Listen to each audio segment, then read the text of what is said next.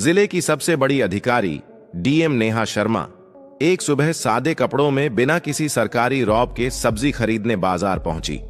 उनके चेहरे पर सादगी थी, चाल में आत्मविश्वास, लेकिन किसी को अंदाजा तक नहीं था कि ये महिला इस जिले की डीएम है। नेहा सीधा एक ठेले के पास जाकर रुकी, जहां एक करीब 30 साल की सब्जी वाली औरत सब्जियां बेच रही थी। नेहा ने मुस्कुराकर उससे सब्जियों के दाम पूछे ही थे कि तभी एक छोटा बच्चा दौड़ता हुआ आया और उस औरत से लिपटकर बोला, मम्मी मुझे स्कूल छोड़ दो ना, लेट हो रहा है, नहीं तो टीचर डांटेंगे। सब्जी वाली बोली, बेटा थोड़ी देर रुक जा, मैं पहले इनको सब्जी दे दूं, फिर तुझे छोड़ने चलेंगे। बच्चा जिद करता रहा, नहीं मम्मी अभी चलो ना प्लीज, बहुत देर हो गई है। यह सब देखकर डीएम नेहा शर्मा का दिल पसीज गया। वो मुस्कुराकर बोली, आप बच्चे को स्कूल छोड़ आइए, मैं आपकी दुकान संभालती हूं। सब्जी वाली थोड़ी हिचकिचाई, पर नेहा के भरोसे भरे लहजे ने उसे हिम्मत दी। उसने कहा, ठीक है बहन, मैं जल्दी लौट आऊंगी। और फिर वो अपने बेटे को लेकर स्कूल की ओर निकल गई। इधर नेहा ठेले पर खड़ी थी, चारों ओर के माहौल को गौर से देख रही थी। तभी एक मोटरसाइकिल ठेले के पास आकर रुकी। उस पर बैठा इंस्पेक्टर आदित्य वर्मा था। उसने उतरते ही थोड़ा तंज में कहा, तू कब से यहां सब्जियां बेचने लगी? यहां तो एक औरत हुआ करती थी, वो कहां गई?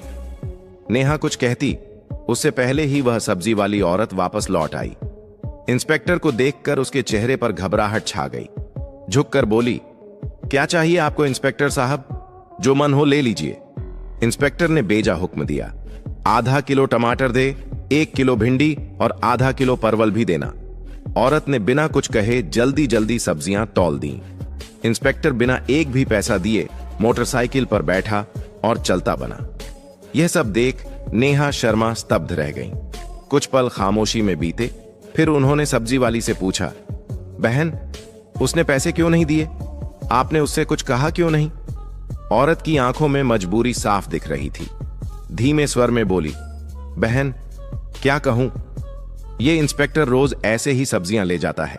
जब कुछ बोलती हूं तो धमकाता है, कहता है मुझसे पैसे लेगी, अभी तेरे ठेले को उठवा दूंगा। मुझे डर लगता है, अगर ठेला चला गया तो घर कैसे चलेगा, मेरे बच्चे क्या खाएंगे, इसलिए चुपचाप दे देती हूं। यह सुनकर डीएम नेहा शर्मा के चेहरे का रंग बदल गया, अंदर तक हिल गईं वो। उन्हें यकीन नहीं हो रहा था कि कानून के रक्षक खुद कानून का मजाक उड़ा रहे हैं। उन्होंने गंभीर स्वर में कहा, बहन अब ऐसा नहीं होगा, मैं अब आपके साथ हूं, इंसाफ दिलाना मेरा फर्ज है। आप एक काम कीजिए, मेरा नंबर लीजिए। कल जब आप ठेला लगाएंगी तो आप नहीं, मैं वहां रहूंगी। आप घर पर आराम कीजिए, बाकी मैं देख लूंगी कि वो इंस्पेक्टर पैसे देता है या नहीं, और अगर नहीं देता तो मैं उसे कानून की ताकत दिखाकर ही रहूंगी। औरत की आंखों में आंसू थे, लेकिन पहली बार उसमें राहत और उम्मीद झलक रही थी।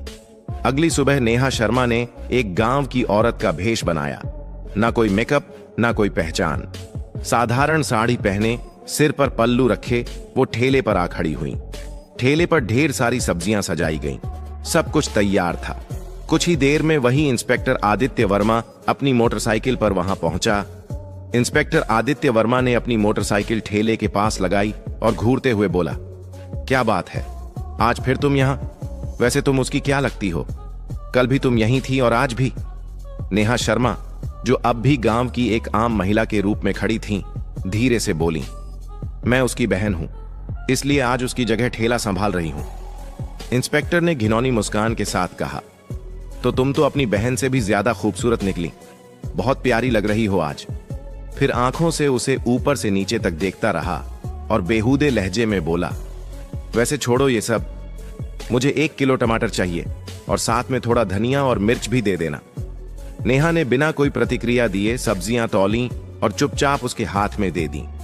जैसे ही इंस्पेक्टर सब्जियां लेकर पलटने लगा और मोटरसाइकिल स्टार्ट की, नेहा ने सख्त आवाज में कहा, रुकिए, आपने अभी तक सब्जियों के पैसे नहीं दिए, सब्जियों के पैसे दीजिए, ऐसे नहीं चलेगा।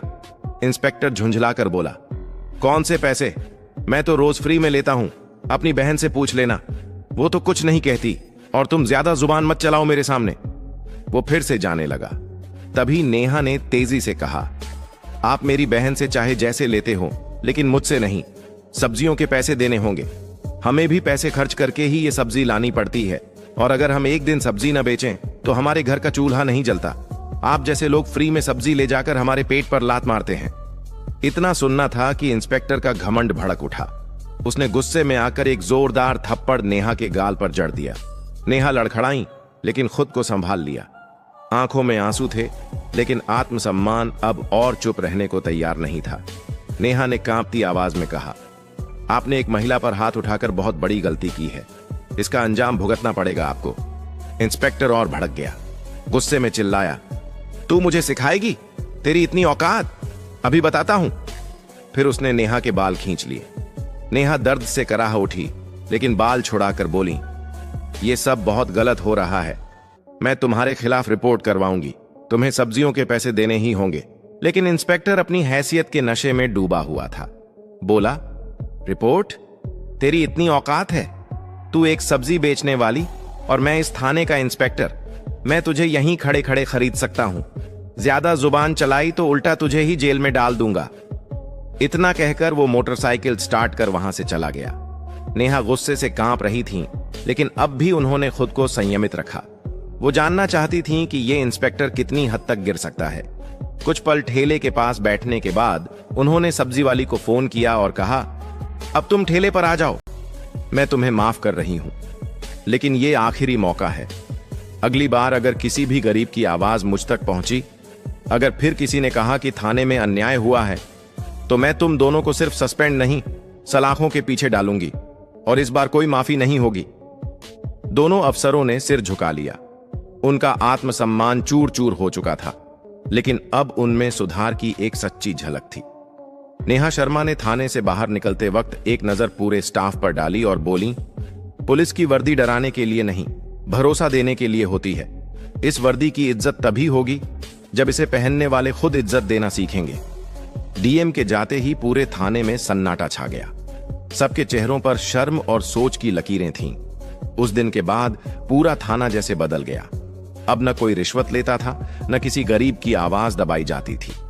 हर फरियादी की बात सुनी जाती, रिपोर्ट बिना पैसों के दर्ज होती, और सड़क से बाजार तक हर जगह पुलिस लोगों की मदद करती नजर आने लगी। सब्जी वाली औरत भी अपने ठेले पर मुस्कान के साथ बैठती थी, क्योंकि अब उसे किसी का डर नहीं था। ये कहानी हमें सिखाती है कि हिम्मत और ईमानदारी से बड़ी कोई ताकत नहीं होती। अगर किसी पद पर बैठा व्यक्ति अन्याय करता है तो उसकी वर्दी नहीं, उसके कर्म बोलते हैं। और जब सच बोलने वाला उठ खड़ा होता है तो पूरा सिस्टम बदल सकता है। अगर आपको यह वीडियो पसंद आया हो तो एक लाइक जरूर करें। गरीबों की आवाज को और लोगों तक पहुंचाने के लिए शेयर करें, और ऐसी ही कहानियों के लिए हमारे चैनल मशकूर वॉइस को सब्सक्राइब करना ना भूलें। धन्यवाद।